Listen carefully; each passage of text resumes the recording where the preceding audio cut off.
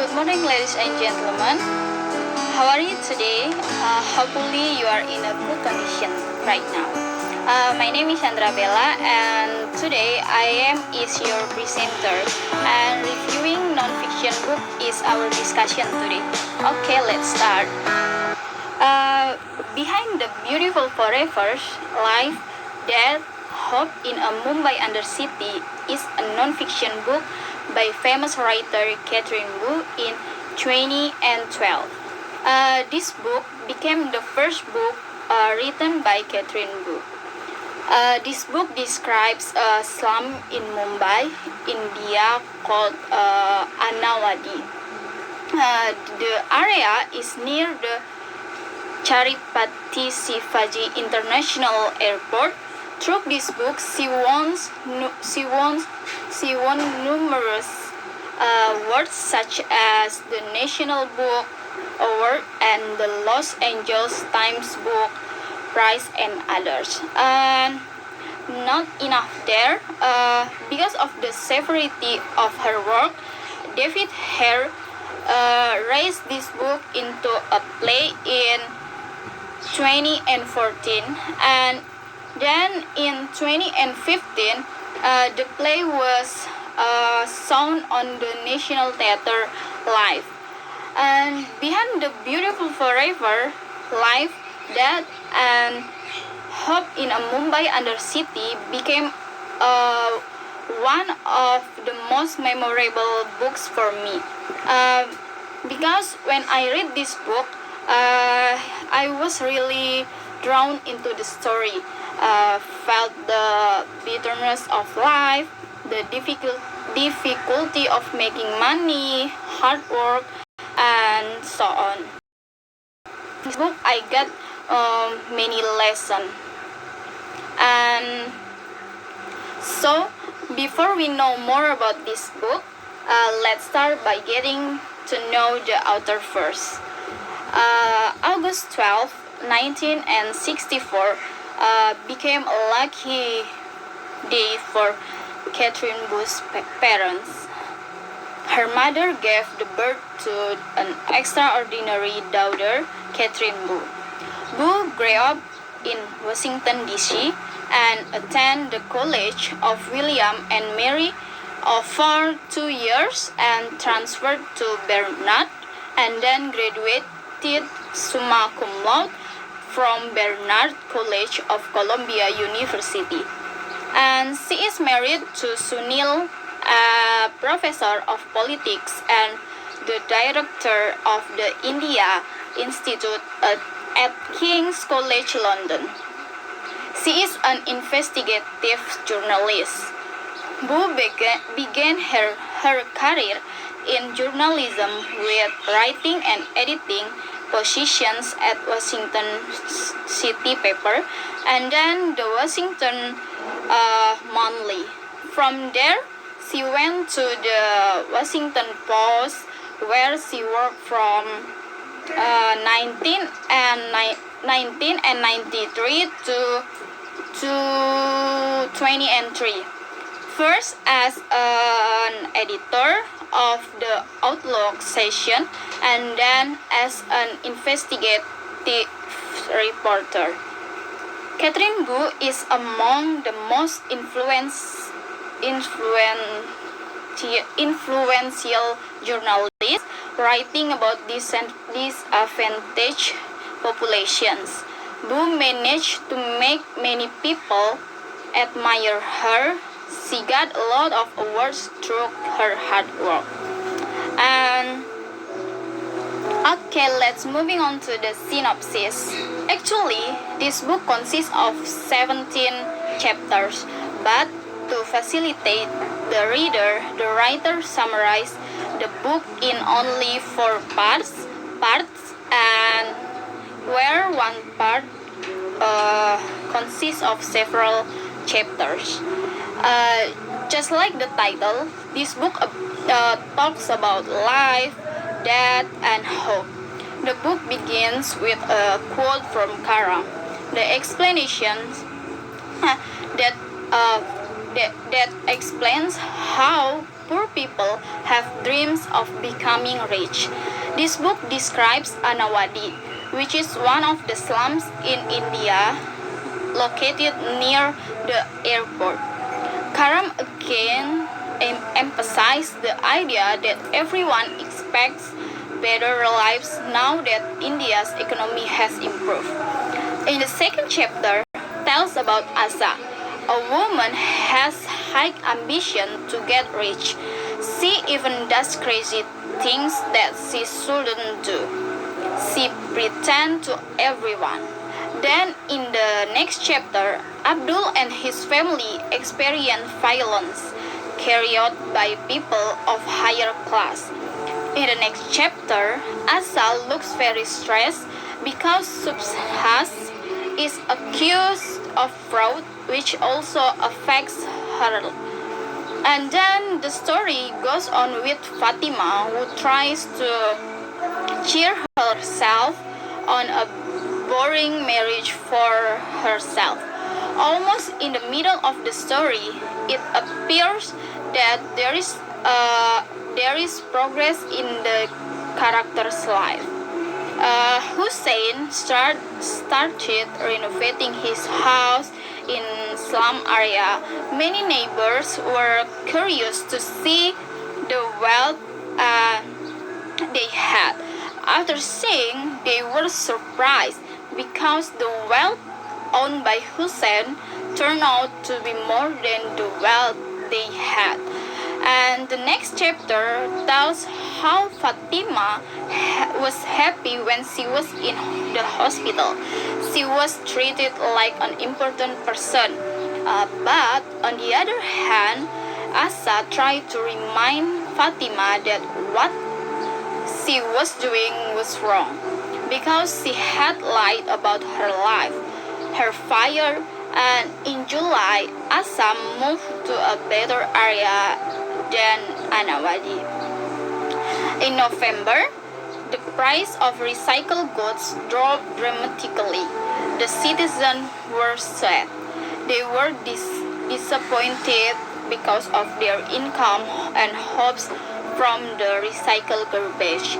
But Abdul tried to cheer them up in his way. Even though residents in Anawadi have experienced injustice, Karam taught his children to believe in the justice of Indian court, even though he personally understood that it all boils down to bribery. And this book ends with a happy ending. In mid-May, the election results come out. The leaders that Anawadi citizens expect to win the election, their hopes will soon be reached, and the boundary walls are destroyed. Because by doing so, their presence will be seen by the powerful people. And this is an astonishing book. It is an astonishing on several levels, as a worm's eye view of the undercity of one of the world's largest metropolis, as an intensely reported, deeply felt account of the lives, hopes, and fears of people traditionally excluded from literary narratives, as a story that truly has been told before, at least not about India and not by a foreigner. This book will take the reader on a personal journey through Anawadi, a slum in one of the largest and most complicated cities in the world. And the people dream of a better life. Only those dreams are ruined by fate. The reader will read about indifference, suicides, and corruption, and begin to wonder what the reader will do to escape if the reader finds himself or herself living with Anawadian people. From the explanation above, it appears that there are so many things that we should discuss more deeply, but in, at this time I will discuss only two things. First, the slum is an especially dangerous place for children. Life in the slum is dangerous and hard for everyone, but it's even worse for children. Something as simple as crossing the road outside the slum can be a life-threatening experience. Children are frequently hit by cars on their way to school because many inexperienced drivers talk on their phones while driving and don't pay attention to the road. And most of the time, when a child is hit, the driver won't even stop. What's more, if a child in the slum is killed, the death is rarely investigated. In fact, it's often hushed up. For example, shortly after Abdul Hussein gets out of prison, he is told that his 15 years old friend Kalu, one of the slum's homeless garbage collectors and thieves, has been violently murdered. Two bystanders can plainly see he was murdered. The police rule that died of tuberculosis and don't even conduct an autopsy. But because of the circumstance, Abdul, one of the characters in this book, had to work to help his family. He gave up his life to support his family. And the quotation is from chapter 8. To his family, Abdul's psychic capability had been the mattering thing. He was the workhorse, his moral judgment irrelevant. Abdul had to grow up quickly because the society he was born in.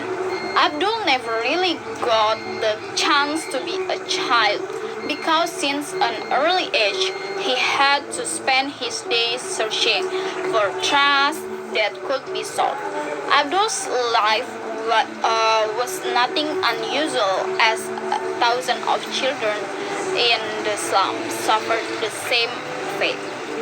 And second thing is corruption. In slums, corruption is omnipresent. Anawadians have to pay bribes all the time and are always likely to be taken advantage of. One example is the way government funding and charitable donation get misused. And Indian democracy is also deeply corrupt. Though Anawadian don't really benefit much from participating in the political process. The act of voting in itself gives them hope. This is because the mere act of living in some makes them criminals in the eye of the rest of country. And so it is only when voting that they can feel like legitimate Indian citizens with the same rights as others. But in order to vote in election, the slum dwellers need a vote card, which can only be acquired by bribing officials. One group of Anawadians registered to vote but still haven't received their vote card a year later. And they try to pay Asa to take the proper documents to the government officials and bribe them so they will have a chance of getting their voter cards, but she refuses.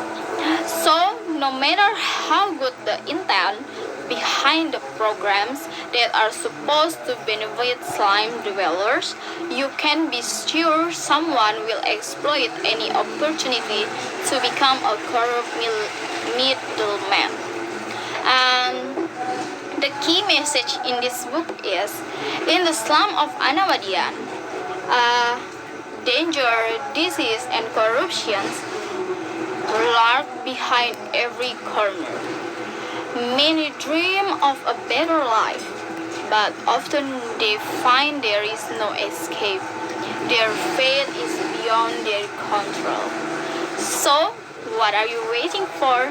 Let's start to read this book. Okay, I think this is the end of my presentation. Thank you for your nice attention, and if you have any questions, comment or suggestions, you are pleased. Thank you.